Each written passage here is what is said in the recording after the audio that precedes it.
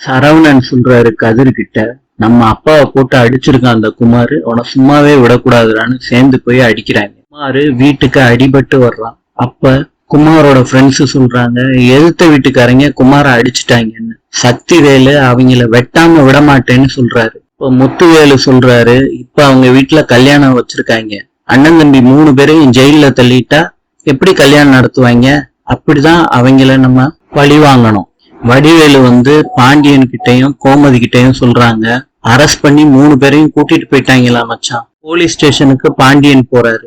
அப்ப சக்திவேல் சொல்றாரு, இவங்க 3 பேரும் இல்லாம நீ எப்படி கல்யாணத்தை நடத்துறன்னு நான் பாக்குறேன் அப்படின்னு சொல்றாரு. பாண்டியன் கிட்ட இன்ஸ்பெக்டர் சொல்றாரு, எஃப்ஐஆர் எல்லாம் போட்டாச்சு, அடிபட்டவங்க கம்ப்ளைண்ட் பண்ணிருக்காங்க, எதா இருந்தாலும் கோர்ட்ல போய் பாத்துக்கோங்கன்னு சொல்றாங்க. இன்று பாகிஸ்தானின் தலைநகரம் இஸ்லாமாபாத். நாளை சந்திப்போம்.